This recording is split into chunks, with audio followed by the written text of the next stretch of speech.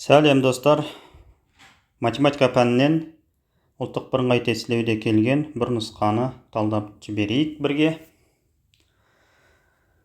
Бірінші есеп. Күрделі түбір берілген екен, түбір астында 7 қосылған 4 түбір асты 3 өрнегінің мәнін есептеңіз дейді. Бұл нұсқада көбінше нұсқамен жұмыс жасауды көрсететін боламын. Мына жерде нұсқаларда 2 қосу түбір асты 2, 2 қосу түбір асты 3, 1 қосу түбір асты 3, 2 азайту түбір асты 3 деп берілген. Мысалға мына жерде 2 қосу түбір асты 3-ті алатын болсақ, бұл нұсқасында сыртына квадрат қойып жақшамен ашатын болсақ, бізде не шығады? 7 қосу 4 түбір асты 3 өрнегі шығатын болады. Немесе бұны қалай бірден анықтауға болады? Мына жерде берілген өрнектерді екеуін жеке-жеке квадраттаған кезде, мына жерде бос мүше шығу керек бізде 7 деген өрнек. 2-нің квадраты бізде 4-ке тең, ал түбір асттың квадраты ол 3-ке тең. 4-ке 3-ті қосатын болсақ, не шығады? 7 деген өрнек шығып тұр. 7 деген өрнек осы Б нұсқасынан ғана шығып тұр бұл жерде.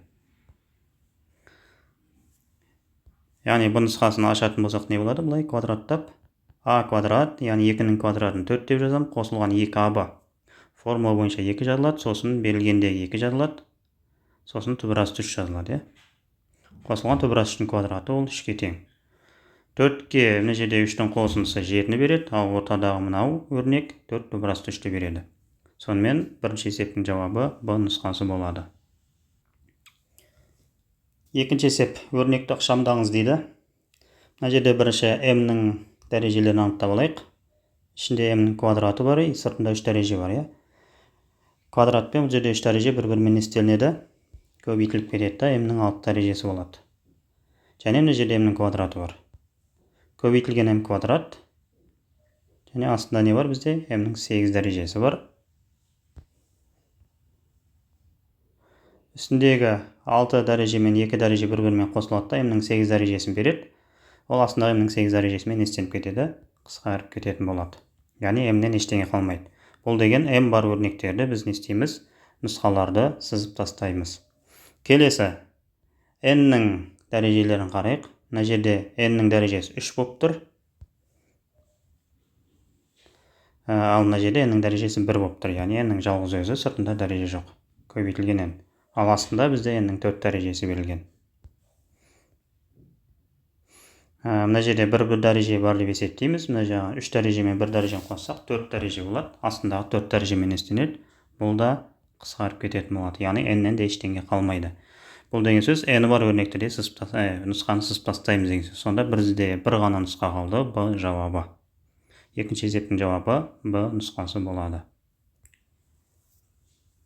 Үшінші есеп. Тригонометрияға берілген. Синус альфа тең 0,7. Альфа 90 градус пен 180 градустың арасында болса, яғни екінші ширекте болатын болса, косинус 2 альфаның мәнін есептеңіз дейді. Бірінші косинус 2 альфаның формуласын жазып қояйық мына жерге. Косинус 2 альфа. Ол косинус квадрат альфа азайту синус квадрат альфаны береді. Ал косинус квадрат альфаның формуласы қандай бізде?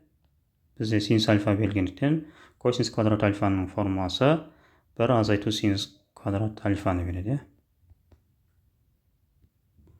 Негізгі тригонометриялық формуланы түрленгендігінен шығатын формула. Демек, осы арқылы біз не істейміз? Бірінші косинус квадрат альфаны анықтап аламыз. 1 азайтылған синус квадрат альфа, яғни 0,7-нің квадраты.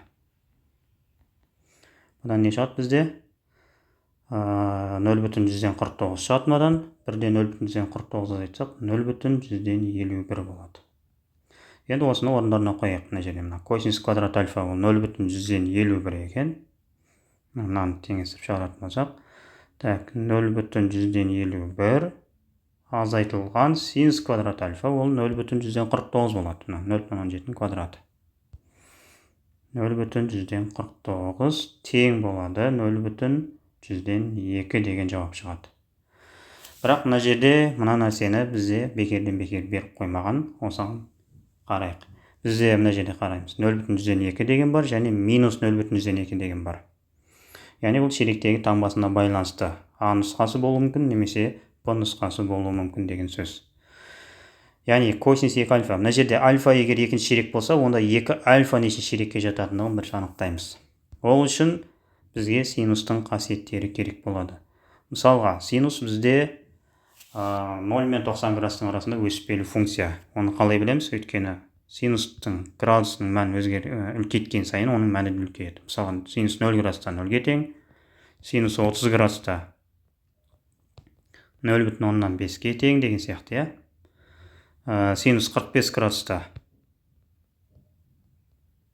түбір асты 2 бөлінген 2-ге тең, түбір асты 2 жуық шамамен 1,4-ге тең.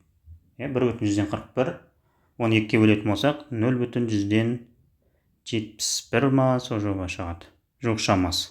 45 градустың жуық шамасы, 0,171 дей берейік, жуық шамамен. Яғни, мына жерде 0 градустан 0-ге тең болса, 30 градустан 0,5, мына жерде градустар үлкейген сайын, оның мына жақта мәндері не істеп бара жатыр, үлкейіп бара жатыр. Демек, бұл жерде енді альфаның жуық шамасын біз не істейміз, анықтаймыз деген сөз. Бізде синус альфа 0,7-ге тең, яғни 0,7 ол 45 градусқа өте жақын, бірақ 45 градустан кішкене аздау. Шамамен 43 градус болады. Альфаның жуық мәні бізде 43 градус. Бірақ бізде шарт берілген, альфа екінші ширек деп. 90 мен 180 градустың арасына алатын болсақ, демек оны қалай анықтаймыз? 180 градус азайту 43 градус деп аламыз. Сонда бұның мәні қанша болады? 180-нен 43-ті азайтсақ, 137 бола ма? Азайтсақ 137 градус болады екен. Жуық шамасы альфаның. Екінші ширектің ішіне кіргіздік. Енді косинус 2 альфа дегенден бұны не істейміз? Енді 2-ге көбейтеміз, 2 альфа. 2 көбейтілген 137. Бұл шамамен 264 па, 74 па? 274 болады екен. 370. 274 градус, шамамен 274 градус. 274 градус бұл 4-ші ширекке тиесілі. Яғни 4-ші ширектегі косинустың таңбасымен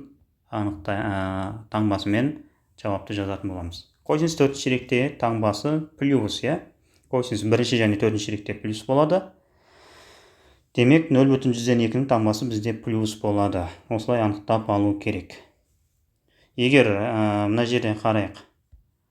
Мысалға, альфамыз 137 градус емес, мысалға 130 градус болып қалатын болса, шамамен 130 градус болып қалатын болса, онда 2 альфа бізде 260 болатын еді, ол үшін ширек болып кететін еді. Ал үшін ширекте косинус таңбасы онда минус 0,2 болып кететін еді.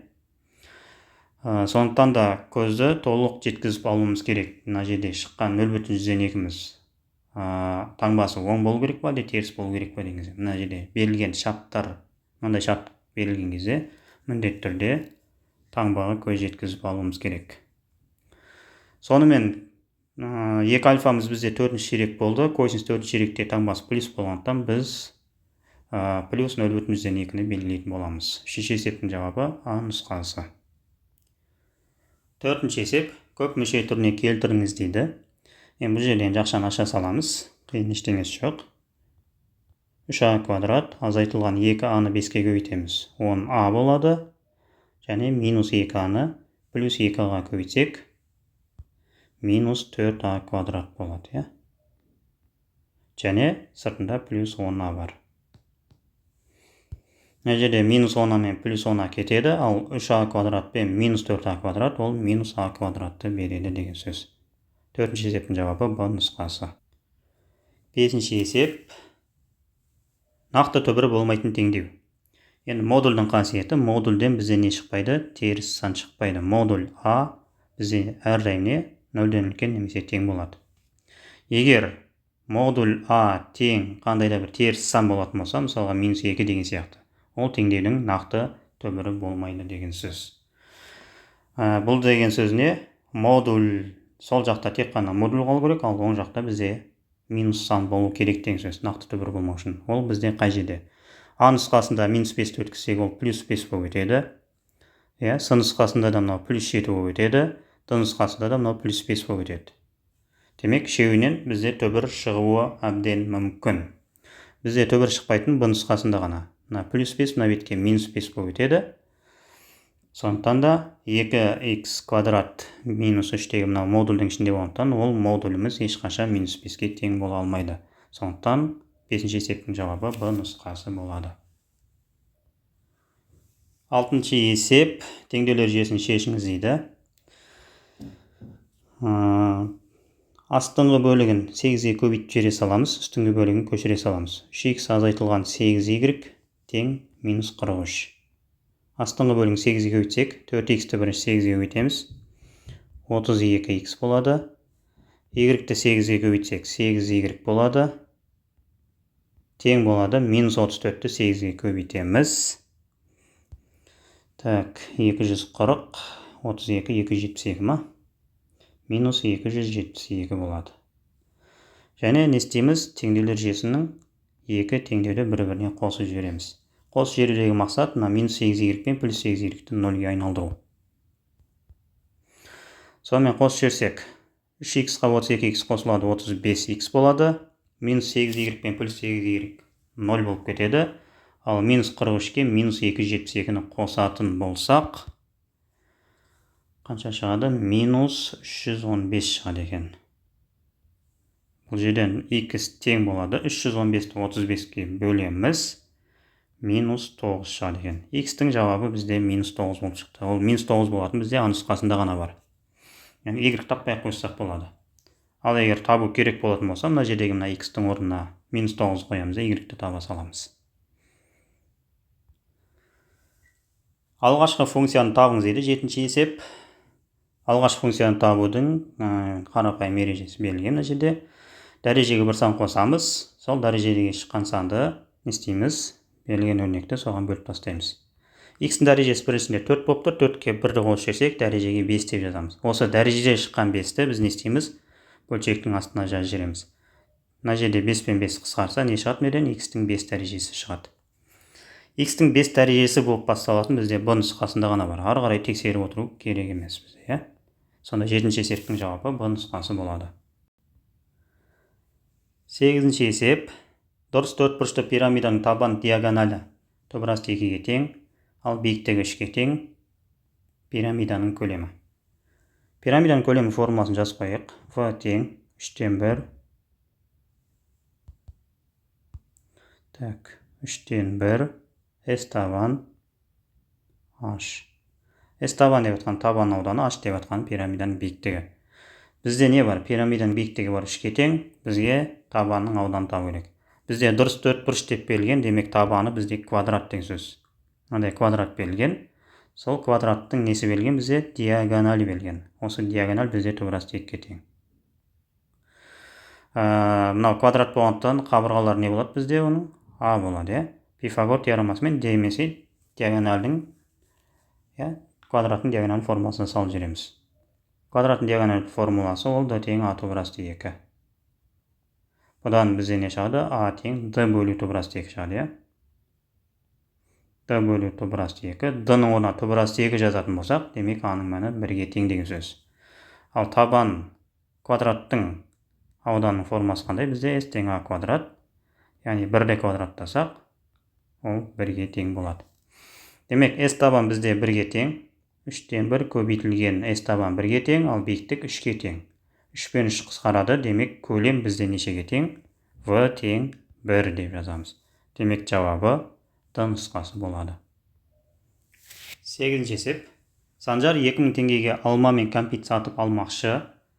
1 килограмм алманың бағасы 450 теңге, 1 килограмм кәмпиттің бағасы 600 теңге. Санжардың алатын алмасы мен кәмпиті сәйкесінше X және Y килограмм. Сатып алардан бұрын ол қандай теңсіздікке сүйенетінін табыңыз еді. Яғни бұл жерде не түсінеміз біз? Санжар 2000 теңгеге жалпы 2 зат сатып алмақшы. Яғни оның сатып алатын затының бағасы 2000 теңгеден асып кетпеу керек. Яғни максимум 2000 теңге болу керек. 2000 теңгеден асып кетсе, Санжардың ақшасы оған жетпей қалады.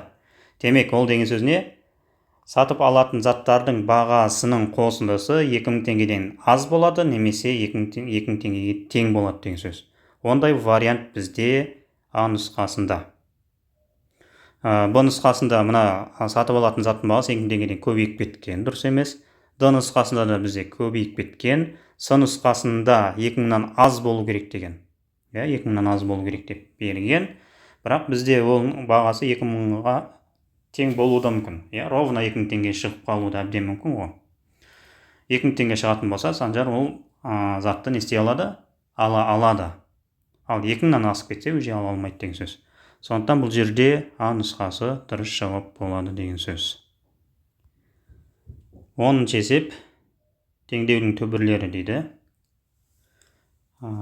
Қарапайым теңдеу берілген екен. Бірінші жақшаны ашып аламыз. 5 3-ке көбейтеміз. 15. Азайтылған 5-ті 2х-қа көбейтеміз. 10х болады. Азайтылған 36. Тең болады. 7-ні х-қа көбейтеміз. 7х. 7-ні 3-ке көбейтеміз. Минус 21 болады. Х-тарды бір жаққа жинай саламыз. Мына бетке минус болып өтеді. Минус 10х пен 7х минус болып баратын болса, екеуі минус 17х болады деген сөз. Ал мына жерде 15 азайту 36-мыз минус 21-ге тең, ол мына бетке плюс 21 болып барады. Демек, теңдіктің оң жағы бізде не болады? 21 азайту 21 болады да, ол 0-ге тең.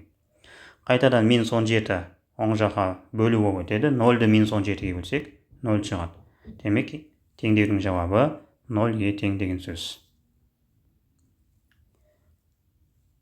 Так, 11-ші есеп. Функцияның анықталуысын табыңыз дейді.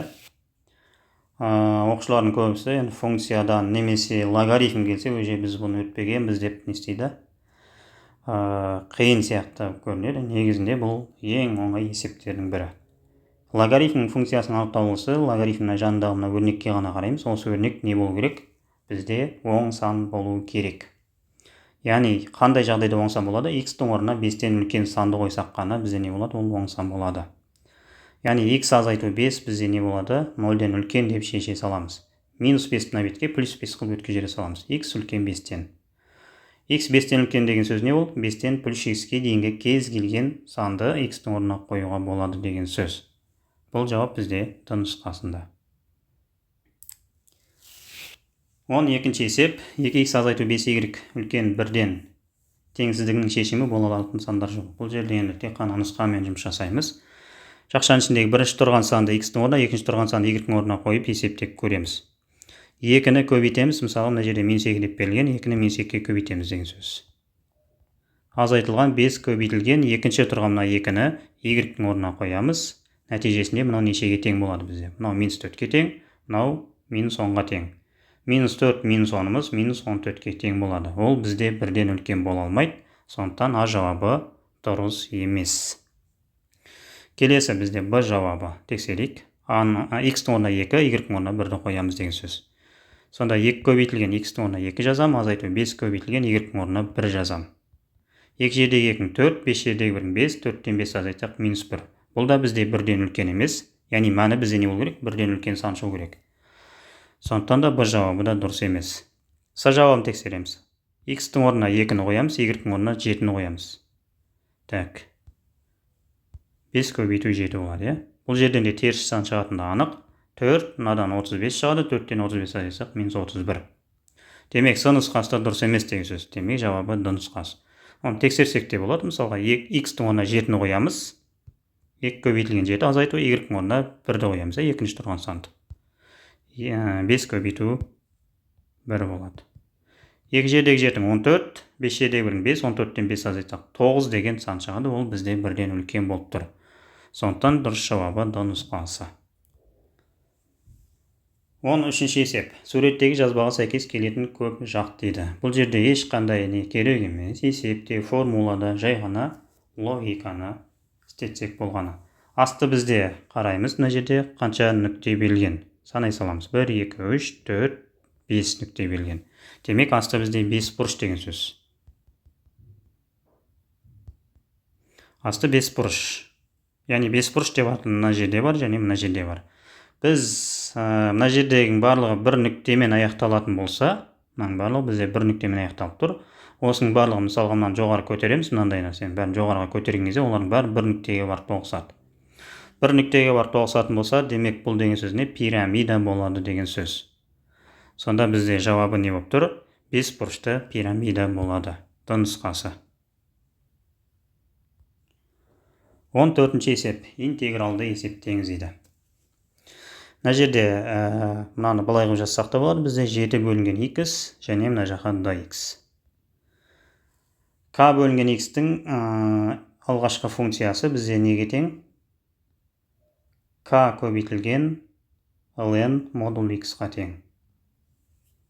Алғашқы функциясы. Яғни K-ның орнында бізде 7 тұр. 7 бөлінген x-ның алғашқы функциясы 7 ln модуль x-қа тең. Алғашқы функция. Және анықталған интеграл болғандықтан плюсыны жазбаймыз. Енді бірінші не істейміз? X-ті орнына e-ні қойып есептейміз. Яғни 7 ln e деп жазылады.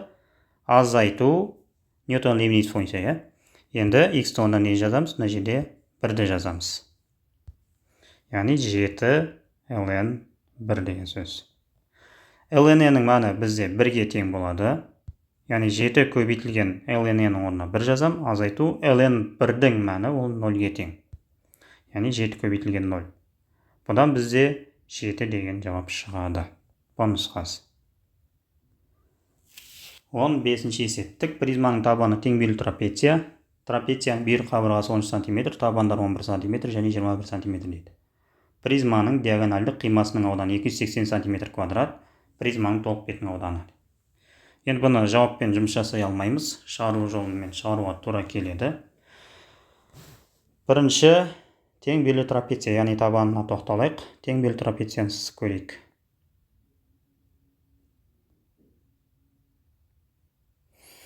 Так. Бүйір қабырғасы мына екеуі бізде 13 см-ден. Табандары кіші табаны 11, үлкен табаны 21 см екен. Мына жерде мен биіктік түсіретін болсам, негізі екі биіктік түсіретін болсақ, ортасы 11 болады. Мына жер общий бізде 21 болу керек. Ортасына 11 қалатын болса, екі шетінің қосындысы бізде 10 болу керек, яғни 10-ды 2-ге бөліп тастаймыз 5 бесеуден деп. Сонда мына бөлік бізде нешеге тең? 5-ге тең деген сөз. Мына бөлік 5-ге тең болса, демек мына бөлік бізде общий 16-ға тең болады деген сөз. Екеуінің қосындысы бізде 21 болып тұр. Енді бізде не табамыз? Бізде диагональдік қимасының ауданы белгіліктен осы трапецияның диагоналін анықтап аламыз. Диагональ деп отқанымыз мынау бізде. Бірінші диагональді анықтап алмас бұрын тікбұрыш үшбұрышты қолданамыз әрине бұл жерде. Бірінші биіктігін анықтап аламыз. Мына үшбұрыш бойынша. Бізде гипотенуза берілген және бір катет берілген. Пифагор теоремасы арқылы биіктікті тауып аламыз. Яғни h неге тең болады бізде? H квадратымыз 13-тің квадраты, гипотенузаның квадраты азайту катеттің квадраты, 5-тің квадраты.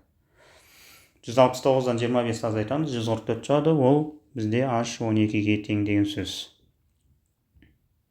Демек h-тың орнына 12-ні қоямыз, екінші рет тағы Пифагор теоремасын қолданамыз. 2 катетті квадраттық қоссақ, мына диагональ гипотенузаның квадраты, яғни ұзындығы шығады деген сөз. Демек бұл жерде диагональді табу үшін не істейміз? d квадрат тең 16-ның квадратына 12-ның квадратын қосамыз деген сөз. 16-ның квадраты 256, 12-ның квадраты 144, екеуін қоссақ 400. 400 ол ненің квадраты? 20-ның квадраты. Яғни диагональ бізде 20-ға тең деген сөз. Диагональ 20-ға тең. Енді призманың диагональдік қимасының ауданы 280 см квадрат дейді. Диагональдік қимасының ауданы деген сөз, сол призманы диагональ бойымен теңдей бөліп тастау деген сөз. Оның несі тік төртбұрыш болады деген сөз. Призманың өзі тік призма болатын болса, оның диагональдік қимасы бізде тік төртбұрыш болып шығады.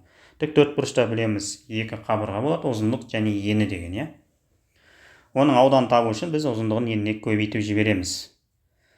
Яғни екі түрлі қабырғасы бар ұзындығы бойынша, өлшем бірлігі бойынша. Біреуі мынау диагональ болып тұр, екіншісі сол призманың биіктігі болады деген сөз. Призманың биіктігімен, демек табанның диагоналін бір-біріне көбейтетін болсақ, бізде не шығады? Диагональдік қиманың ауданы шығады деген сөз. Осы жерден біз не істеп аламыз? Призманың биіктігін тауып аламыз. h тең s бөлінген d. S деп отқанымыз белгілеп қойған 280 деп, диагоналін біз таптық 20 деп. 280 20-ға бөліп тастаймыз, 14-ке тең. Демек, призманың биіктігі 14-ке тең деген сөз. Ары қарай біз не істейміз? Призманың толық бетінің ауданын табамыз. Призманың толық бетінің ауданын қалай табамыз? Призманы бізде тік призма, бер жағында бізде 4 тік төртбұрыш болады, және астында және үстінде бізде 2 трапеция бар. Яғни бер жағына 4 тік төртбұрыштың ауданына табанында тұрған 2 трапецияның аудандарын бір-біріне қосып жүрсек, бізде толық бетінің ауданы шығатын болады. Так, призманың бер бетінің ауданын табу үшін не істейміз? Формуласы бар, өзінің тік призманың. Биіктігін табан периметріне көбейтіп жібере саламыз. Биіктік бізде табылды 14-ке тең, ал табанның периметрі. Табан периметрі мына 4 қабырғаны бір-біріне қосып жібереміз. 4 қабырғаны қосымыз қанша болады? 13-ке 11-ді қосамыз 24, оған 13-ті қосамыз 37, 37-ге 21 қосылады. 37-ге 21, 58 шығады, 58. Демек, аудан табу үшін істейміз біз 14-ті 58-ге көбейтіп жібереміз. Так, 14 көбейту 58, ол 812-ке тең. Бер бетінің ауданы бізде 812-ке тең екен. Енді трапецияның ауданын табу аламыз. Трапецияның аудан формасы қандай? 2 табанын қосып, 2-ге бөліп тастап, трапецияның биіктігіне көбейтеміз. 2 табаны бізде трапециянікі 11 және 21 деп есептеп беріп қойған. Бөлінген 2 көбейтілген h бізде қаншаға тең? Трапецияның биіктігі мына жерде 12-ге тең деп тұр. 12-ге тең. 11-ге 21 қоссақ 32, 2-ге бөлсек 16, 16-ны 12-ге өйтсек 192 шығады, балмайым. 192. Так. Енді толық бетінің ауданын табу үшін істейміз. Бер бетінің ауданына, яғни 812-ке 2 табанның ауданын қосамыз. Яғни 192-ні 2-ге көбейтіп жібереміз. 2 табан болғандықтан. Нәтижесінде не шығады? 1196 шығады екен. Демек, призманың толық бетінің ауданы 1196-ға тең дейді. Бұл бізде д нұсқасы. 16-шы есеп, теңдеудің оң бүтін түбірі жататын аралықты анықтаңыз еді. Енді бұл жерде нұсқамен жұмыс жасай алмаймыз, есепті шешу керек болады. Бұл жерде x квадратты оң жаққа өткізіп жіберіп, екі жақты квадраттап істеуге болады, бірақ ол кішкене ұзақтау болады. Біз бұны жаңа айнымалы енгізу арқылы шығарамыз. Так, түбірдің астында x квадрат, азайтылған 3x қосу 5 болып тұр, және сыртында x квадрат бар. Оң жақтағы 3x-ті соның қасында минус 3x қылып өткіземіз. Сонда бізде мына өрнек пен мына өрнек бірдей болады. Және түбірдің ішіндегі өрнек пен түбірдің сыртындағы өрнекті бірдей қылу үшін бізде мына жерде не болып тұр? Тағы да қосу 5 бар, Мына жерге біз не істейміз? Қосу 5 деп жаза саламыз. Және не бар бізде? Қосу 5-ті біз қайтадан минусқа 0-ге айналдырып жіберу үшін азайту 5 керек болады. Сосын мына жерде плюс 7 бар бізде. Плюс 7-ні соның қасына минус 7 қылып өткіземіз, сонда теңдіктің оң жағында бізде 0 ғана қалып қояды. Ары қарай біз түбірдің астындағы өрнекті жаңа айнымалы енгізіп жібереміз, кез келген бір әріппен. Мысалға а дейтін болсақ, мына өрнек бізде а болатын болса, ал мына өрнек бізде не болады? А квадрат болады. Өйткені мына екеуін квадраттайтын болсақ не шығады бізде? Квадрат пен түбір қысқарады. X квадрат азайтушы x қосу 5-іміз а квадратқа тең болады деген сөз. Енді орнына қойайық. Мына өрнектің орнына демек не жазам мен? А деп жазамын. Мына өрнектің орнына а квадрат деп жазамын. Қосылған а квадрат.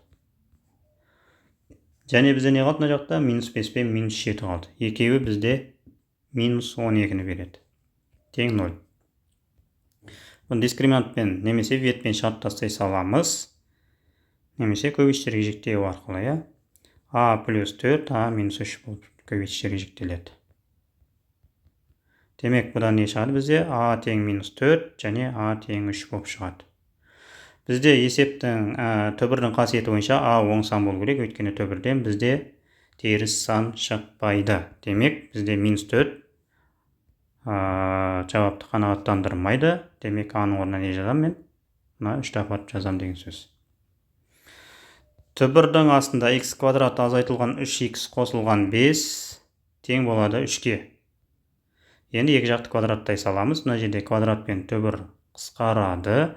Нәтижесінде x квадрат азайтылған 3x қосылған 5 тең болады 9-ға. Ары қарай 9-ды сол жаққа минус 9-ға өткіземіз. Плюс 5 минус 9-мыз минус 4-ке тең. Мынаны дискриминантпен немесе ветпен шарт тастауға болады. x1-міз 4-ке, x2-міз минус 1-ге тең деген сөз. Бізге теңдеудің оң түбір жататын аралық, демек оң түбірі бізде 4-ке тең. Сол 4 қай аралыққа жатады? 0 мен 5-тің арасында бізде 4 бар, сондықтан А жауап болады. 5 пен 8-дің арасында 4 деген сан жоқ. Минус 5 пен 3-тің арасында да 4 деген сан жоқ. Минус 5 пен 2-ның арасында да 4 деген сан жоқ. 0 мен 5-тің арасында 4 деген сан болғандықтан А жауабын белгілейтін боламыз. 17-ші есеп. Теңдеулер жүйесін шешіңіз дейді. Оңай теңдеулер жүйесін беріліп қойған екен. Бізде үстінде y-ның таңбасы минус, астында плюс болып берілген. Демек не істеуге болады? Үстіндегі теңдеу мен астындағы теңдеуді бір-біріне қосып жібере саламыз. X квадрат азайту y-ға, мына өрнекке астындағы мына өрнекті не істейміз? Қосып жібере саламыз. Қосу y қосылған 4x. Егер теңдіктің сол жағын қосатын болсақ, демек оң жағында қосамыз. 1 қосылған x квадрат деп жазамыз. Осы жерде не болады?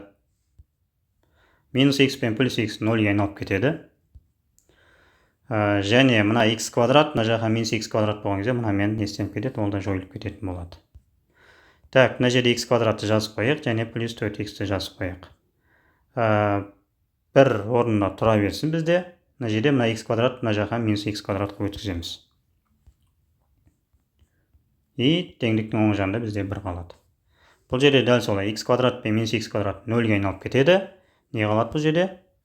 4x тең 1 деген қалады. 4-ті бөлу өткізіп жібереміз, x тең 1 бөлу 4. X-тің жауабы бізде 4-тен 1 болды. 4-тен 1 деген бізде д нұсқасында ғана бар. Жауап д нұсқасы. 18-ші есеп. fx тең түбір астында 3x квадрат қосылған 1 функциясының графигіне x тең 1 нүктесінде жүргізілген жанаманың теңдеуін анықтаңыз дейді. Бұл жерден вариантпен жұмыс жасай салуға болады. Бірінші кезекте x тең 1, яғни 1-дің мәнін мына жерде берілгендегі x-тің орнына қойып есептейміз. Не болады сонда бізде? Түбір астында 3 көбейтілген x квадрат деп тұр, x-ті оны 1 қойсақ, 1-дің квадрат деп жазамыз. Қосылған 1. Қаншаға тең? 1-дің квадраты 1-ге тең. Оны 3-ке көбейтсек, 3-ке тең болады. 3 жердегі 1-ің 3-ке мына 1-ді қосып жіберсек, не шығады? 4 шығады. Яғни түбір астында 4, 4 түбірден 2 болып шығады. Демек, берілген өрнектің, мына өрнектің мәні 2-ге тең болды. Варианттардағы x-тердің орнына мына 1-ді қойған кезде қайсынан 2 шығады, соны анықтайық. А нұсқасына мына жерге қойып көрейік. Яғни 1,5-ді 1-ге өтсек, 1,5 болып тұра береді, азайту 3,5. Ол жерден не шығады бізде? Минус 2 шығады. Яғни А жауап дұрыс емес. Екіншісі, Б нұсқасына қойып көрейік. 1,5 көбейтілген 1, ол 1,5-ға тең, оған 0,5-ті қоссақ, 2 шығып тұр. Дұрыс болып қалуы мүмкін. Егер басқа ешқайсынан 2 деген жауап шықпаса, онда Б жауабы дұрыс болады автоматты түрде. С нұсқасын тексереміз. 1,5-ді 1-ге көбейтсек 1,5 болады, оған 3,5-ды қоссақ, уже неше болып кетеді? 5 болып кетеді. С нұсқасы дұрыс емес. Және Д нұсқасы 1,5-ді 0-ге қоятын болсақ, 1-ге өтсек 1,5, одан 0,5 азайтсақ 1 деген жауап шығады. Демек Д нұсқасы да дұрыс емес. Жауап сонда Б нұсқасы болып қалады. Егер 2 деген жауап тағы бір нұсқалардан шығып кететін болса, онда бұны шығару жолымен шығаруға тура келеді. 19-ші есеп. Қабырғалар 26 см, 28 см және 30 см болатын үшбұрышқа сырттай сызылған шеңбер радиусын табыңыз дейді. Сырттай сызылған шеңбердің радиусын, үшбұрышқа сырттай сызылған шеңбердің радиусының формуласы r тең, үстінде 3 қабырғасының көбейтіндісі, астында 4 еселенген ауданы. Бізге не керек екен сонда? Ауданның формуласы керек. Ауданның мәні керек. Ал ауданды 3 қабырғасы беріліп қойса, немен табамыз біз? Геронның формуласымен табамыз, S тең түбір астында жарты периметр, П азайтылған А, П азайтылған Б, П азайтылған С, жарты периметрден үш қабырғасын мәндерін естейміз, азайтып жібереміз деген сөз. Демек, бізге не керек? Жарты периметр керек. Жарты периметр дегеніміз не? Периметрді екіге бөлу. Яғни үш қабырғасының мәндерін бір-біріне қосамыз, 26, 28, 30, осыны екіге бөліп тастаймыз деген сөз. Нәтижесінде не шығады? Үшеуін қоссақ 84 шығады, 84-ті екіге бөлсек 42 шығады деген. Жарты периметр 42-ге тең. Демек, орнына қоямыз. П-ның орнына 42-ні қойып шығамыз. 42 көбейтілген П азайтылған А. 42-ден бірінші 26-ны азайтып жібере саламыз деген сөз ғой. 42-ден 26-ны азайтсақ 16 шығады. Келесі П азайтылған Б. Яғни 42-ден 28 азайтамыз деген сөз. Ол 14-ге тең. Және П азайтылған С периметрден, яғни 42-ден 30-ды азайтамыз деген сөз. 42-ден 30-ды азайтсақ 12-ге тең болады. Осыны не істейміз? Біз калькулятормен есептей саламыз. Так, 42 көбейту 16 көбейту 14 көбейту 12.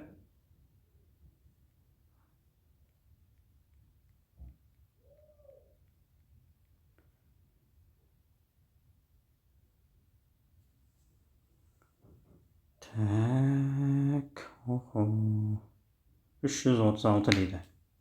Надан бізде 336 шықты. Енді орнына қоямыз. Мына жерде А-ның орнына 26, Б-ның орнына 28, С-ның орнына 30-ды қоямыз.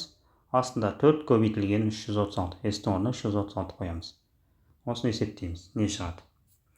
26 көбейту 28 көбейту 30 бөлінген 4 көбейтілген 336.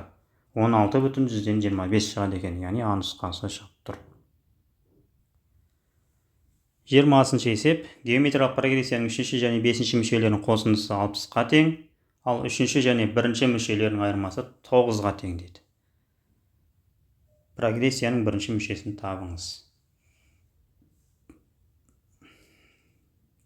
Вариантпен жұмыс жасай салуға да болады мына жерде. Мысалға, бірінші сандар бізде бірінші сан болып тұр, сол сандармен тексеріп көреміз. Мысалға, А нұсқасында прогрессияның егер бірінші мүшесі 4-ке тең болса, Б1 4-ке тең болса. Мына жерде не айтқан? 3-ші және 1-ші мүшелерінің айырмасы 9-ға тең деген. Яғни B3 азайтылған B1 9 болатын болса, бұл деген сөз не?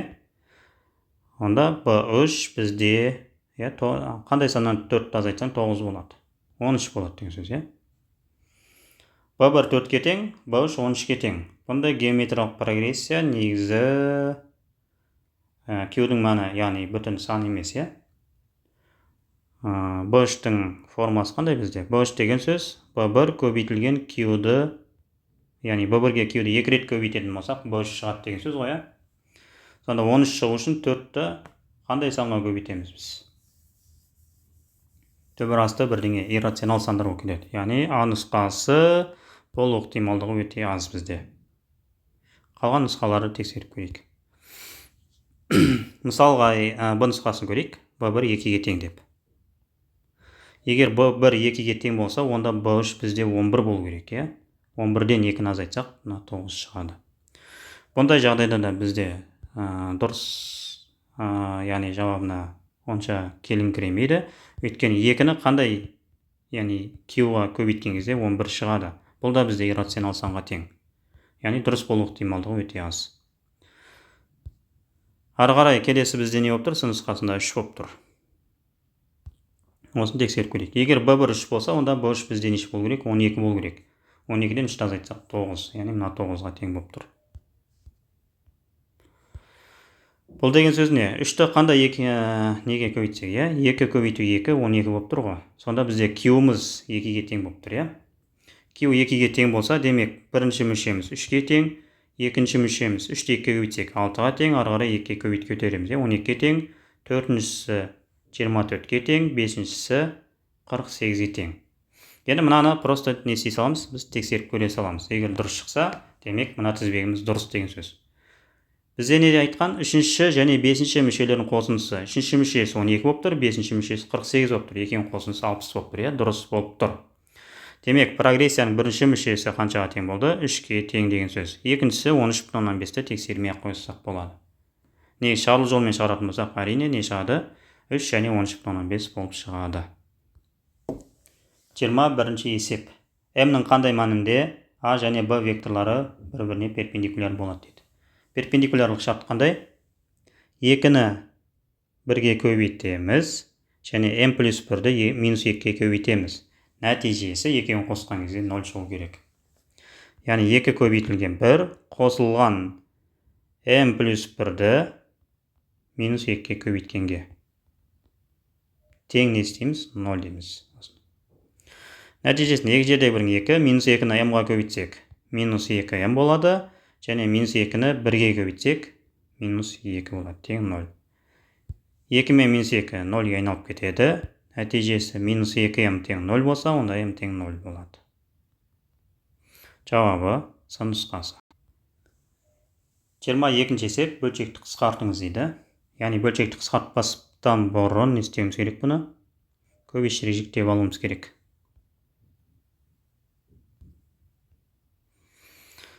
Көбештірек жіктемей жатып, былайына қысқартпаса болмайды, әрине. 18 мен 36-ны қысқартып астына 2 деп жазып дегенде, ол қате болады.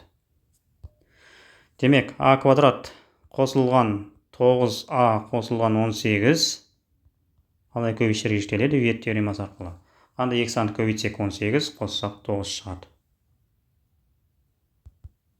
6 мен 3, 6 мен 3-ті көбейтсең 18 шығады, 6-ға 3-ті қоссаң 9 шығады деген сөз. Демек, мынаны қалай жіктейміз біз? 6 мен 3-ті бірінші жақшаға біз А6 деп жазамыз, екінші жақшаға А қосу 3 деп жазамыз. Бағанағы 6 мен 3-ті мына жерге жаза салады екенбіз. Ал асты ше? Асты бізде қысқаша көбейту формасы. А квадрат қосылған 12А қосу 36. Бұл қысқаша көбейту формасы А қосылған 6-ның квадраты. Демек, А қосылған 6-ны 2 рет жазамыз деген сөз ғой, квадрат деген сөз. Сонда бізде мына жерге бөлшек қоятын болсақ, А қосу 6 мен А қосу 6 қысқарып кетеді. Бөлшектің үсті А қосу 3, асты А қосу 6 деген сөз. Ол бізде С нұсқасы. Келесі 23-ші есеп. Теңдеуді шешіңіз дейді. Бұл жерде мына минус ln квадратты мына бетке плюс қылып өткіземіз бірінші. Яғни сол жақта бізде ln 4x азайту 3 қалады. Оң жақта ln e-нің квадраты қалады. Екі жақтан да біз не істейміз? ln-дерді қысқартып жібереміз. Нәтижесі 4x азайтылған 3 тең болады e-нің квадратына. Минус 3-ті мына бетке плюс 3 қылып өткіземіз. e-нің квадраты қосылған 3 болады. Және x алдына 4-ті оң жаққа бөлу қылып өткіземіз. 2 квадрат қосылған 3 бөлінген 4 бола салады. Бұл бізде С нұсқасы. 24-ші есеп теңсіздікті шешіңіз дейді. Логарифм 3 негізі 4 азайтылған x үлкен болады 3-тің 1 дәрежесіне деп жазамыз. 3-тің 1 дәрежесі ол 3-ке тең. Немесе логарифм 3 негізі 3 деп жазамыз мына жерде. Бұлай жаза салайық түсінікті болуы үшін. Логарифм 3 негізі 3. Яғни логарифм 3 негізі 3-тің мәні болып, мына 1-ге тең болып тұр деген сөз ғой. Екі жақтан да не істейміз? Логарифм 3 негізілер қысқартып жібереміз. Нәтижесінде бізде 4 азайтылған x үлкен 3 деген қалады. 4-ті оң жаққа минус қылып өткізіп жібереміз. 3-тің қасына 3 азайту 4 болып барады, ол минус 1-ге тең. Теңсіздіктің екі жағында минусқа көбейтіп жіберсек, бізде теңсіздіктің бағыты өзгеріп кетеді. X кіші 1-ден болып қалады. Бұл теңсіздіктің шешімі. Бұны біз не істейміз? Анықталу осымен қылыстырамыз. Анықталу болса 4 азайтылған x не болу керек? Бізде 0-ден үлкен болу керек. 4-ті оң жаққа минус 4 қылып өткіземіз. Теңсіздіктің екі жағында минусқа көбейтіп жіберсек, x кіші 4-тен шығады. Екеуін қиылыстыратын болсақ, бізде не шығады екен? Минус x-тен 1-ге дейін шығады. Мына жерден 1-ді белгілеймін, мына жерден 4-ті белгілеймін. Екеуі де кішкентай болғандықтан минус x-ке қарай жүреді. Қиылысқан жері мына жағымыз бізде меншік жетістік, яғни меншік жетістік пен 1-дің арасы деген сөз. Ол бізде Б нұсқасы. 25-ші есеп, y тең синус 3x функциясының графигімен x тең пи бөлінген 12, x тең пи бөлінген 6 түзілуімен және абсцисса өсімен шектелген фигураның ауданы табыңыз дейді. Яғни интеграл қисық сызық трапецияның ауданы. Бірінші кезекте не істейміз? Синус 3x-тің алғашқы функциясын табамыз. Мына жердегі берілген мына функция, синус 3x-тің алғашқы функциясы. Синус 3x-тің алғашқы функциясы неге тең болады бізде? Минус косинус 3x деп жазып аламыз біріншіден. Және x-тің алдындағы 3 деген санды не істейміз? Бөліп тастаймыз, яғни бөлінген 3 деп жазамыз. Осы жердегі x-тің орнына бірінші пи бөлінген 6-ны қойып есептейміз. Мына x-тің орнына. Так, жазайық ара. Минус косинус 3 көбейтілген, мына x-тің орнына пи бөлінген 6 жазамыз, пи бөлінген 6 бөлінген 3. Мына жерде бізде не істеледі? 3 пен 6 қысқарып кетеді, пи бөлінген 2 қалады, мына жерде. Пи бөлінген 2 қалады. Ал косинус пи бөлінген 2-нің мәні ол 0-ге тең, 0-ді 3-ке бөлсең 0 деген сан шығады. Енді не істейміз? X-тің орнына мына пи бөлінген 12-ні қойып есептейміз. Минус косинус 3 көбейтілген x-тің орнына пи бөлінген 12-ні қоямыз. Бөлінген 3. Тең болады минус косинус 3 пен 12 қысқарады. Мына жерде не қалады бізде? Пи бөлінген 4 қалады, бөлінген 3. Так, косинус пи бөлінген 4-дің мәні қанша бізде? Минус түбір асты 2 бөлінген 2, оны 3-ке бөліп тастасақ не шығады? 2 бөлшектің астына көбейту болып өтеді. Яғни минус түбір асты 2 бөлінген 6 болады деген сөз. Енді не істейміз? Шыққан 2 мәнді бір-біріне азайтып тастаймыз. Біріншісінен 0 шықты, азайту, екіншісінен минус түбір асты 2 бөлінген 6 шықты. Бұдан бізде 2 минусымыз плюс болып кетеді, түбір асты 2 бөлінген 6 шығады деген сөз. Демек есептің жауабы түбір асты 2 бөлінген 6, ол Д нұсқасы. Келесі бізде контекст, 6 бақан дейді. 6 бақан дегеніміз мынау, суреті беріліп қойған. Мына жерде мәліметтер жазылған, оның бәрін оқып отырмай-ақ қойсалайық. Бізге керегі не? Шеңбердің ұзындығы беріліп қойған 6π деген, биіктігі h деп берген, тақтайшаның ұзындығы берілген, жіптің ұзындығы с деп берген, яғни с деп отқанымыз мына жер, h деп отқанымыз мынау. Тақтайшаның ұзындығы b-ға тең, яғни мынаның ұзындығы b-ға тең, мына жеріміз. Және ені a-ға тең, мына кішкентай бір бөлігі a-ға тең екен. Осы мәліметтер берілген, және бізде 6 бақан ағаштарының диаметрі берілген, Ол қай жер ол? Бізге есептесе керек па, керек емес па, білмеймін әлі. Мынау бізде, мынау 6 бақанның ағашы мынау. Осы ағаш бізде дөңгелек болады, призма тәріздес, цилиндр тәріздес. Соның диаметрі 14 деген сөз. Яғни мынаның бас жағына кішкентай дөңгелек бар ғой, сол дөңгелектің диаметрі 14 сантиметр деген сөз. Енді ары қарай есепке тоқталайық. Не дейді? Мынау 26-шы есеп. А-ның мәні, А деп отқанымыз кішкентай жер 0,3-ке тең, ал Б-ның мәні 2,5-ке тең дейді. Тақтайшаның ауданы табыңыз дейді. Яғни 0,3-ті біз 2,5-ке не істей саламыз? Көбейте саламыз. Нәтижесінде 0,175 шығады, А нұсқасы. Келесі 27-ші есепте дәл сол мәтін не істеу керек? 6 бақан жасауға неше метр цилиндр тәріздес ағаш қажет болады? Бізде қараймыз. Цилиндр тәріздес ағаштардың саны нешеу? Мына жерде 1 бар, мына жерде 2 бар, мына жерде 3 бар. Басқа бір түспен көрсететін болса, мына жерде мынау бір ағаш бар, мына жерде 2 ағаш, мына жерде 3 ағаш бар, мына жерде 4, мына жерде 5, мына жерде 6. Сол 6-ның да ұзындығы бізде 3 түбір асты 2-ге тең деп тұр. Яғни 6 көбейтілген 3 түбір асты 2. Ал түбір асты 2-нің орнына мына жерге 1,4-ті қой деп жатыр, 1,4. Және бізде не бар? Мына ұзын ағаш бар мына жерде. Оның ұзындығы 5 метр деп беріп қойған. осыған не істейміз? 5-ті қосып жібереміз. Осыны есептейміз, қанша шығады екен. 6 көбейту 3 көбейту 1,4, оған 5-ті қосатын болсақ, 30,2 шығады екен. Ол бізде Б нұсқасы. 28 есеп мынау. Алтыбақан тақтайшасының ұзындығы 2,5 метр, ал екі жіптің арасындағы бұрыш. Екі жіптің арасындағы бұрыш деп отқанымыз мына жердегі бұрышты айтады.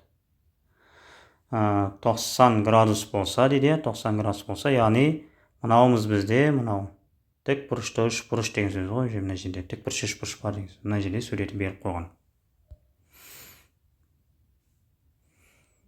Яғни есепті мына үш бұрыш бойынша есептейміз деген сөз. 90 градус болса, алтыбақанның бір жібінің ұзындығын табыңыз дейді. Яғни мына сының, яғни мына катеттің ұзындығын тап деп жатыр. Түбірасы 2 1,4-ке тең. Бұның орнына 2,5-ті жазамыз. Пифагор теоремасы бойынша демек с квадрат қосылған с квадрат тең 2,5-тің квадратына тең. Бұдан не шығады бізде? 2с квадратымыз 2,5-тің квадраты 6,25 болады. С квадратымыз 6,25 бөлінген 2 болады. С деп отқанымыз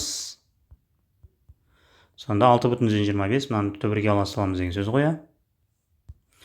6,25 түбірден қайттан 2,5 болып шығады, ал мынауымыз түбірасы текке тең. Ал түбірасы 2-нің орнына 1,4-ті жазамыз. Бөлінген 1,4. Болды, 2 жарымда 1,4-ке бөліп тастай салады екенбіз.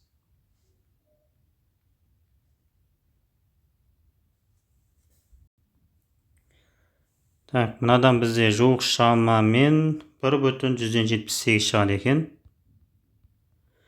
Бірақ бұл жерде ондық үлеске дейін дөңгелектеңіз деген, яғни өтірден кейін бір ғана цифр қалдыру керек. Мынау 5-тен үлкен сан болғандықтан 78 неге айналып кетеді? Жуық шамамен 1,8-ге айналып кетеді екен. Жауабы сонда 1,8 метр болады. Келесі 29-шы есеп. Берілген мәліметтерді пайдаланып алтыбақан биіктігін табыңыз дейді. Алтыбақанның биіктігі мына жерде беріліп қойған h деген, Осы жерден біз не істейміз? Тікбұрыш үшбұрыш құрастырып аламыз. Мынау бізде мына шеңбердің радиусы, мына шеңбердің радиусы, және мынау бізде гипотенуза. Ол үшті біраз текке тең. Так, осы тікбұрыш үшбұрышты мына жерге сызып қарайық.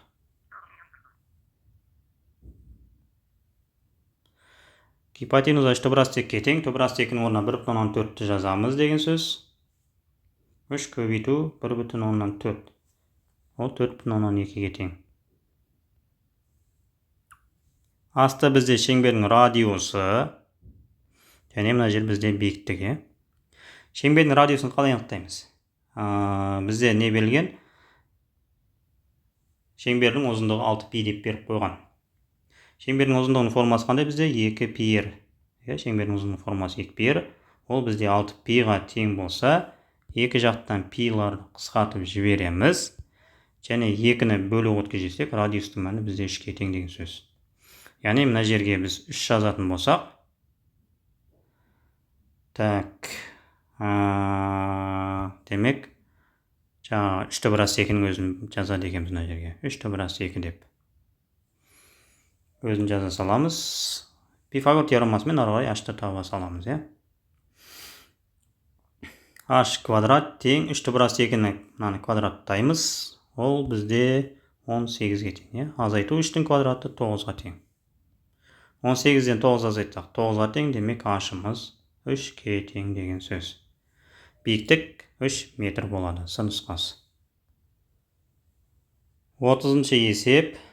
Алтыбақанды жасауда қолданылатын цилиндр тәріздес ағаштың 80 см-ның массасы 2 кг болады. Онда алтыбақанды дайындауға қолданған барлық цилиндр тәріздес ағаштардың жалпы массасын табыңыз дейді. Так, бағана біз алтыбақанның ағаштарының ұзындығын есептеген едік, Қайтадан есептей салайық.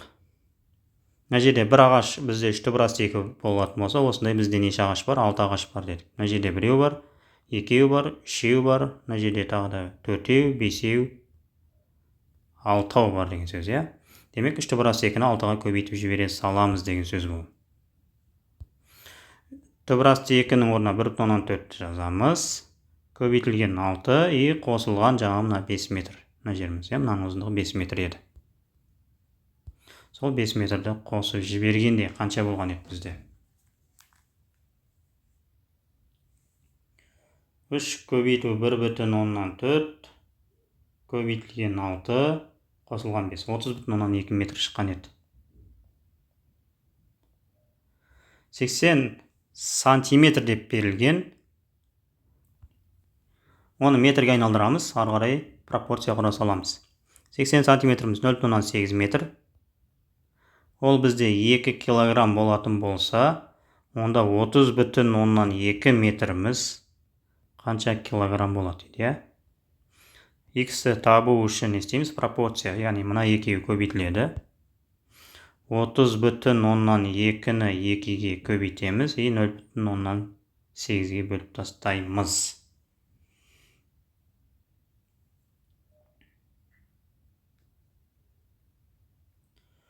Нәтижесі 75,5 килограмм шығады екен. Жауабы сан нұсқасы. 31-ші есеп сәйкестендіру дейді. Берілген функцияның бірінші мәндер жиынын тап дейді. Мәндер жиынын табу үшін біз не істейміз? Мына косинустың мәні, мына жерде мына косинустың мәні ең кіші мәні -1-ге тең, ең үлкен мәні 1-ге тең. Бірінші осы косинустың орнына не істейміз? -1-ді қойып есептейміз. Яғни косинустың алдында x тұра береді, оны -1-ге көбейтеміз. Ең соңында мына +4 деп тұр, осы +4-ті қосып жібереміз. Қосылған 4. Нәтижесі бұдан не шығады? -2 қосылған 4 2 шығады. Сосын косинустың орнына +1-ді қоямыз, 4-ті қосып жібереміз. Бұдан бізде 6 деген жауап шығады. Яғни 2 мен 6-ның арасы. Яғни бірінші мәндер жиынына біз 4 деп белгілейді екенбіз. Ал ең кіші оң периодын табу үшін не істейміз? Ең кіші оң периодын табу үшін x-тің алдындағы санды, косинустың негізгі периоды бізде 2π, сол 2π-ға бөліп тастаймыз. X-тің алдында қандай сан бар? Мына жерде x-тің алдында 1 деген сан бар, және астында 2 деген сан бар. Яғни 0,5. x бөлу 2 ол 0,5 x-қа тең. 2π-ді біз не істейміз? Сол 0,5-ге бөліп тастаймыз. Нәтижесі бізде 4π шығады. Енді осы 4π қай аралыққа жатады? Пи-дің орнына 3,14-ті қойып есептейміз. Бұндай жағдайда 4 көбейтілген 3,14. 12-ден асады, 12-ден асатын болса, демек ол 9 бен 13-тің арасы деген сөз. Бұға біз не жазамыз сонда? 1 деп жазатын екенбіз. А төбесіне, не дейді мына жерде? АБС үшбұрышының екі қабырғасы белгілі, АБ тең 1 және асы тең 3. Сәйкестендіріңіз дейді. А төбесіне түсірілген биіктіктің ұзындығы жататын аралық және БС қабырғасының ұзындығы жататын аралық. Жалпы кез келген бір үшбұрыш сыза салатын болсақ, АБС деп белгілей салайық. Не белгіген еді бізде? АБ 1-ге тең, асы 3-ге тең. Бізде БС қабырғасының ұзындығы жататын аралық. Үшбұрыш теңсіздігі деген бар. Үшбұрыштың бір қабырғасы не болу керек? Қалған екі қабырғасының айырмасынан үлкен болу керек, ал қосындысынан кіші болу керек деген ереже бар бізде. Яғни мына жерде БС қабырғасы x деп алатын болсақ, x-іміз мына жерде 3 пен 1-ді азайтқаннан үлкен болу керек, және қосқаннан не болу керек? Кіші болу керек. 3-тен 1-ді азайтсақ 2 шығады, ал 3-ке 1-ді қоссақ 4 шығады. Яғни БС қабырғасының ұзындығы ол 2 мен 4-тің аралығы болу керек деген сөз. Бұға біз 4-ті белгілейміз. Ал А төбесіне түсірілген биіктік дегеніміз қалай? Ол биіктікті мына жерде мен былайынан түсіре аламын. Яғни мына жерде мынандай болып түседі. Бұлай түсіретін болсақ, бізде мына қабырға уже пока что бізде белгісіз, есептен берілмеген. Яғни біз мынаны анықтамай, негізі анықтай алмаймыз мынаның ұзындығын, қай аралықта жататындығын. Ол үшін біз не істейміз? Мынандай логика қосамыз. АБ қабырғасының өзі бізде биіктік болуы мүмкін деген вариант қарастырамыз. Яғни мынау өзі мынандай тікбұрыш үшбұрыш болуы мүмкін, АБЦ деп атқанымыз. Егер тікбұрыш үшбұрыш болатын болса, АБЦ-ны, яғни АБ-ның өзі 1-ге тең бола алады. Яғни биіктік бізде 1-ге тең болады. Ал қалған жағдайда бізде перпендикуляр көлбеуден кіші болады. Мысалға, мына жерде мына нүктені алайын да, осыдан тіп-тіке мынандай түзу жүргізейін. Және мынандай көлбеу түзу жүргізейін. Логикаға қарайтын болсақ, мына тіке жүргізген түзу мынадан асып кете алмайды. Түсінікті, иә? Бір жағдайда бізде АБ биіктік болатын болса, ол бірге тең болады. Ал биіктік АБ биіктік болмайтын болса, ол міндетті түрде не болады? Ол көлбеу болады деген сөз. Яғни мынаның ұзындығынан әрдайым не болады? Ұзын болады деген сөз. Демек, биіктік ол мына жағдайда биіктігіміз не болады? Бірден кіші болады деген сөз. Биіктік бірден кіші болады. Бірақ ол не болмайды? Ешқашан теріс сан болмайды. Биіктік ол өлшем бірлік болғандықтан ол әрдайым оң сан болады. Яғни нөлден үлкен болады. Ал мына жағдайда бірге тең болғандықтан біз не істейміз? Биіктікте бірге тең болуы мүмкін деп қарастырамыз. Сонда 0 мен 1-дің аралығы. 0 жай жақша болады да, 1 тік жақша болады деген сөз. Ол бізде екіншісінде тұр, иә? Демек, аға біз не істейміз? 2-ні белгілейміз деген сөз. 33-ші есеп сәйкестендіру. Берілген өрнек, яғни өрнек берілген төмендегі ұғымдарды дұрыс жауаптармен сәйкестендіріңіз дейді. Өрнектің ықшамдалған түрі өрнектің А тең Б тең 3 болғандағы мәні дейді. Қысқаша көбейту формуларын пайдаланып мынаны ықшамдауға да болады, бірақ оған кішкене уақыт кетеді.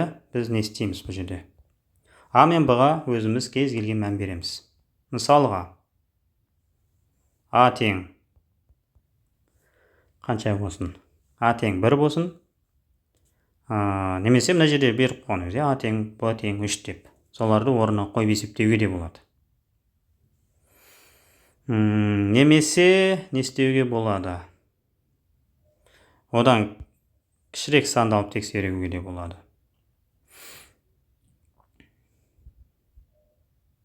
А тең 1, Б тең мысалға 0 бола салсын, иә?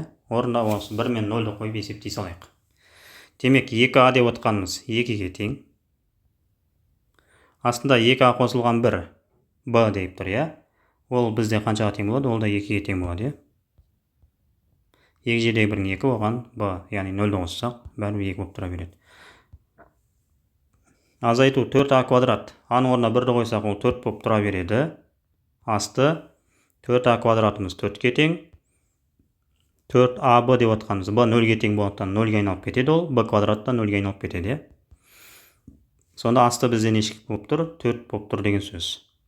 Бұдан бізде не шығады? 2 бөлі 2 1-ге тең, 4 бөлі 4 1-ге тең. Ал 1-ден 1-ді азайтсақ, не шығады? 0 шығады. Егер мына өрнек 0-ге тең болса, онда мына өрнек нешеге тең болғанына қарамастан 0-ді қандай санға бөлсең де 0 шығады деген сөз, иә?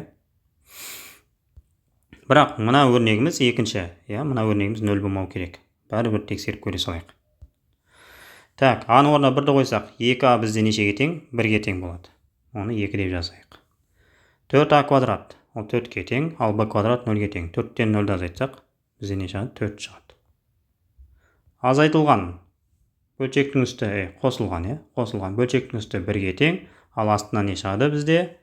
Б 0-ге тең, азайту 2А, ол 2-ге тең болады. Яғни минус 2 болады. 4-тен 2-ден 1-ді азайтсаң 0 шықпайды. Демек, мынаның барлығы бізде не болып кетеді? 0 болып кетеді деген сөз. Ары қарай біз мынаны есептесек жеткілікті. Бұл жерде не шығады бізде? 8А квадрат ол 8-ге тең. 2А қосылған Б ол 2-ге тең. 8 2-ге бөлсек 4 деген сан шығады екен. Енді мына өрнекте бізде 2 өрнек берілген, мынау және мынау. Оппо.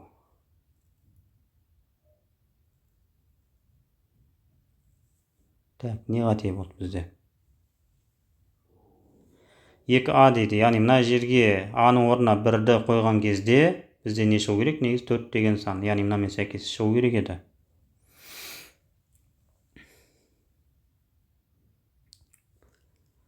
Так, А тең 1, Б тең 0 бергенде сәйкестік болмай қалды бізде. Негіз бұндай жағдай болмау керек еді. Демек, Б-ның мәнін біз өзгерте салайық. Оның бәрін қайтып есептей саламыз. Б-ға біз не бер жереміз? b бізде бұл да 1-ге тең бола салсын. Онда бізде не шығады? Мына өрнегіміз.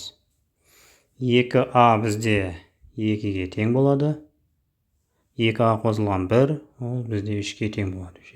1 мен 1-ді қойсақ. 4a квадратымыз 4-ге тең болады. Мына жерде 4a квадрат. Бұл да 4-ге тең, 4ab. Тоже 4-ге тең, b квадрат 1-ге тең. Нәтижесі асты 9 болады екен.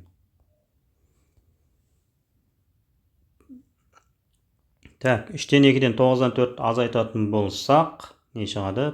9 ортақ бөлім, мынаған 3-тен береміз. 6-тан 4 азайтсақ 2. Бірінші шақшадан 9-дан 2 шықты. Екінші шақша. 2a ол 2-ге тең. Асты 4a квадрат минус b квадрат. 4 азайту 1 ол 3-ге тең болады. Қосылған.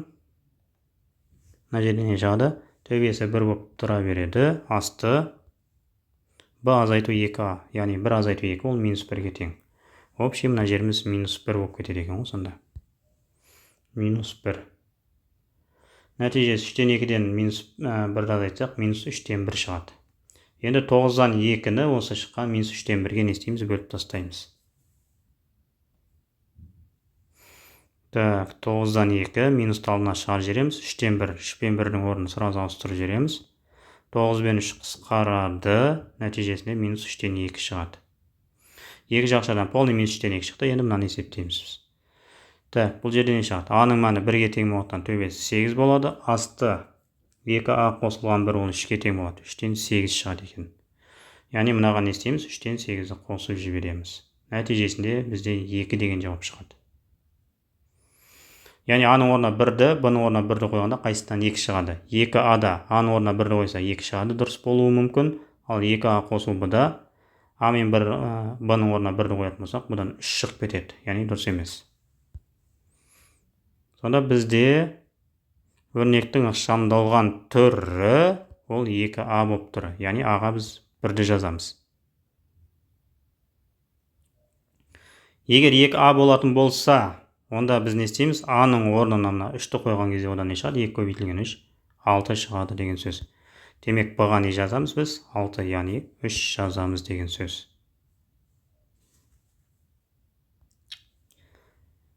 Келесі. Теңдеудің төбелерінің қосындысы мен көбейтіндісінің олардың мәндері жататын аралықпен сәйкестендіріңіз. Бірінші теңдеуді шешейік. Так, теңдеуді жүйемен шешеміз, иә?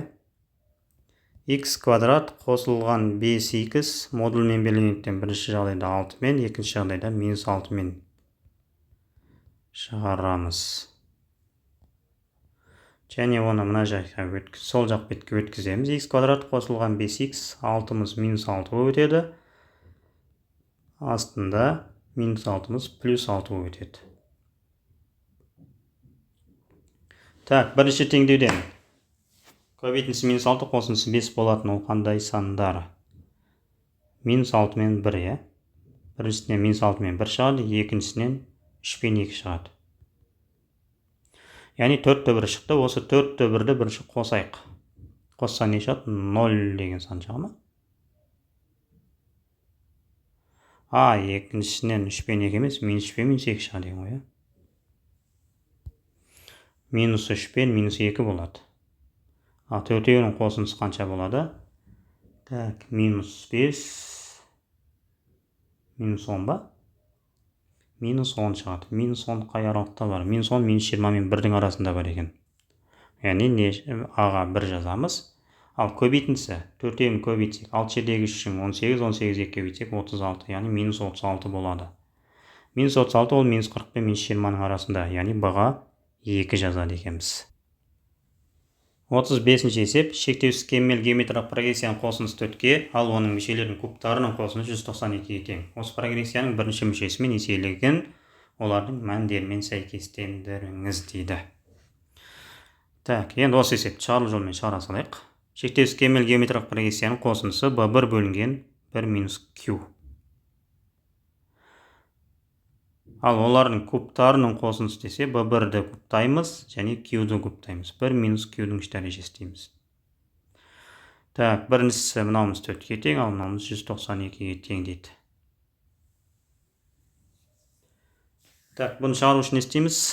Екеуін бір-біріне бөліп тастайық.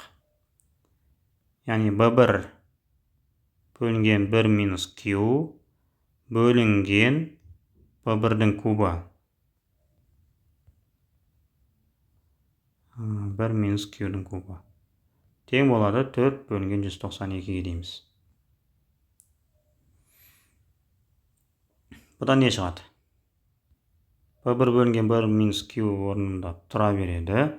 Көбейтілген 1 минус q үстіне шығып кетеді. Оны 1 минус q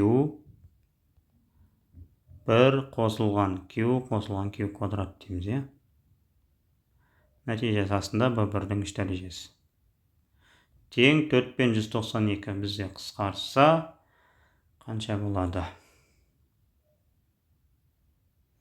48 болады екен.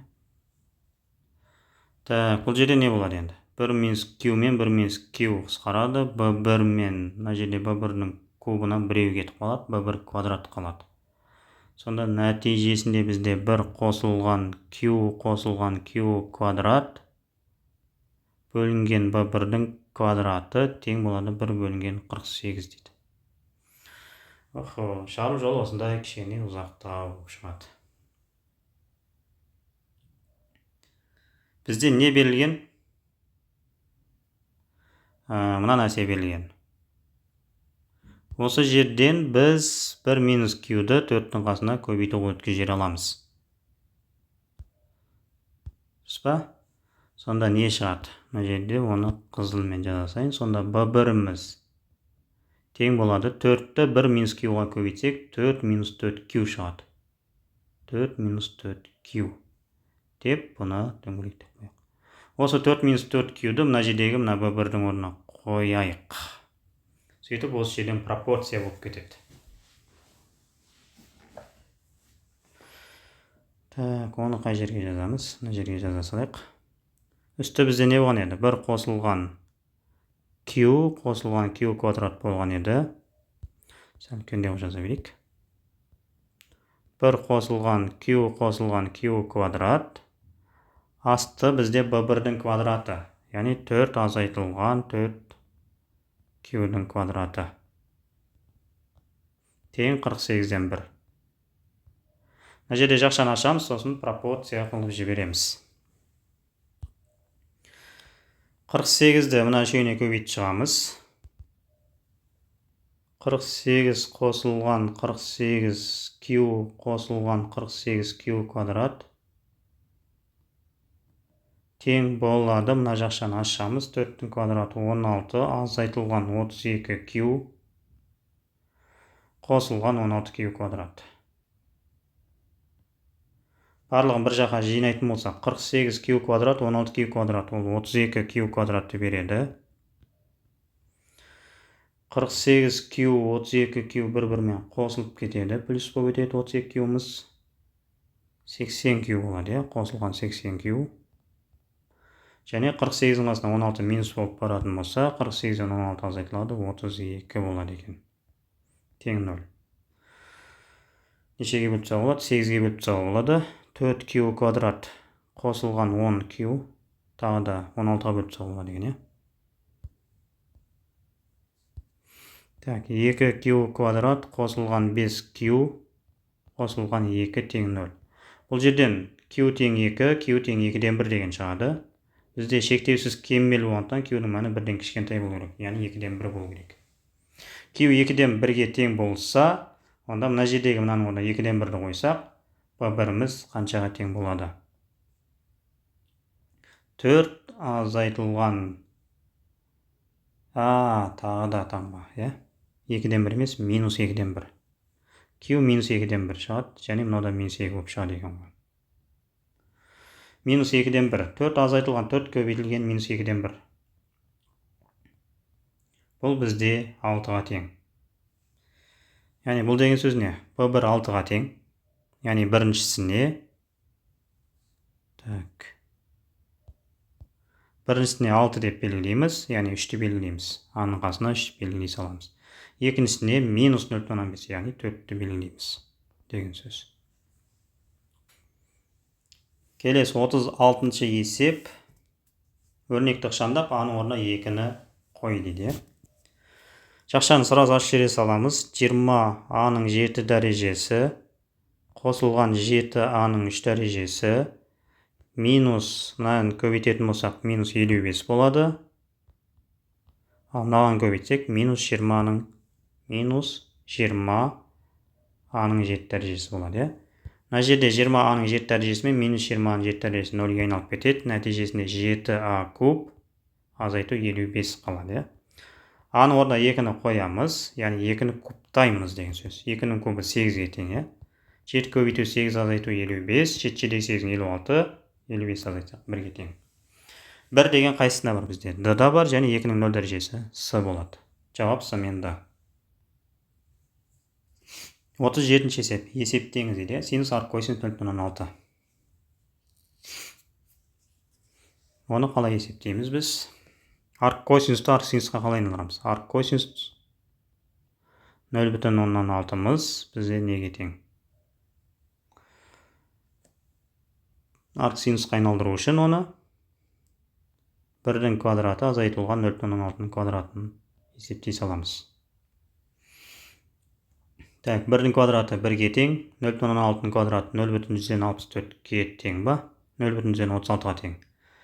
Нәтижесі ол 0,64 болады. 0,64 ол ненің квадраты? 0,8-дің квадраты. Демек, арк синусымыз бізде неге тең деген сөз? 0,8-ге тең. Синус пен арк синус қысқарады, нәтижесі жауабы 0,8 болады. Яғни 0,8-ге тең болатын жауаптар бізде Б нұсқасында берген 0,8 деп, және оны 5-тен 4 деп берген, және 5-тен 4-ті минус дәрежемен берген. 4-тен 5-тің минус 1 дәреже, ол 5-тен 4-ке тең. Сонда жауабы А, Б, Ф болады. 38-ші есеп. Арифметикалық прогрессия берілген. Осы жерде 1-ші, 3-ші және 4-ші мүшелерін табыңыз дейді. А1 18, А3, А4 және 39 берілген. 39. Мына жерге қараймыз. 18-ге 39, яғни қаншаны қосқан кезде 39 шығады. 21-ді қосқан кезде, Бізде Д мына жерде 3 рет қосылып тұр. 18-ге мына жерде 1 рет қосылады, мына жерде 1 рет, мына жерде тоже 1 рет қосылады. Демек 21-ді біз не істейміз? 3-ке бөліп тастаймыз. Нәтижесінде бізде 7 шығады. Яғни Д 7-ге тең деген сөз. Ол қандай сандар? Демек 18-ге біз 7-ні қосып жібере саламыз, 25 болады. 25-ге 7-ні қосамыз 32, 32-ге 7-ні қосамыз 39. Ал керісінше қарай жүретін болсақ, 18-ден 7-ні не істейміз? Азайтып жібереміз. Оның алдында бізде 11 деген сан бар. Демек А1 11-ге тең, А3 25-ге тең, А4 32-ге тең деген сөз. Осы шен белгілей саламыз. 11, 25, 32. Б, С, Д болады деген сөз. 39-ші есеп теңдеулер жүйесін шешіңіз деді. Алмастыру тәсілімен шығара саламыз. X тең Y-ті оң жаққа плюс қылып өткіземіз. 4 қосылған Y. Астындағы мына X-тің орнына сол 4 қосылған Y-ті қоямыз. 4 қосылған Y. Сыртында жанда Y-ін жазамыз. Қосылған Y квадрат тең 6. Жақшаны ашамыз. Y-ті 4-ке және Y-ға көбейтеміз. Y-ті 4-қа көбейтсек 4Y болады. Y-ті Y-ға көбейтсек Y квадрат болады. Плюс Y квадрат тең 6. Бұны шеше саламыз. Y квадратқа Y квадрат 2Y квадрат болады. Қосылған 4Y. 6-ны минус 6-ға өткіземіз. 2-ге бөліп тастаймыз. Y квадрат қосылған 2Y азайтылған 3 тең 0. Бұдан не шығады бізде? Y1 тең минус 3, Y2 тең 1 болады. Теоремасы бойынша. Енді бізде не шығады? Мына жерге мен минус 3-ті әкеп қоятын болсам не шығады? X1-дің мәні шығады. Бұл деген сөзіне 4-тен 3-ті азайт деп жатыр. 4-тен 3-ті азайтсақ бізде 1 шығады. Ал егер мына жерге мен 1-ді қоятын болсам не шығады? 1-ді қоятын болсам 4-ке 1-ді қоссақ X-ті мәні мына жерде 5 болып шығады. x2. Сонда бір жауап бізде бірінші x-тің мәні жазылу керек. Мына 1-ге x-тің 1 деген мәніне бізде y-тің -3 деген мән сәйкес келеді. Яғни 1-де -3 деп белгілейміз. Және x-тің 5 деген мәніне y-тің 1 деген мәні сәйкес келіп тұр. 5-те 1 деп белгілейміз. 1-де -3 бізде d нұсқасында тұр, ал 5-те 1 деген b нұсқасында. Жауабы сонда b мен d болады деген сөз. Соңғы 40-шы есеп. Қиық конустың жасаушысы табан жазықтығымен 60 градус бұрыш жасап көлбейді. Қиық конустың үлкен табанының радиусын, бір бетінің және толық бетінің ауданын табыңыз дейді.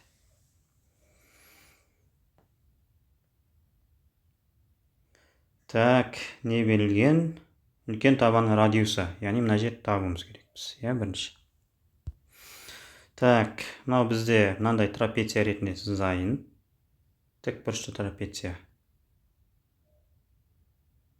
Мына жер 90 градус. Бізде мынау O1 болып тұр. Мынау O2 болып тұр. Мына жеріміз 4 сантиметр болып тұр деген сөз. O1 мына жеріміз 2-ге тең. Және табан жазықтығымен, яғни мына жер бізде 60 градус.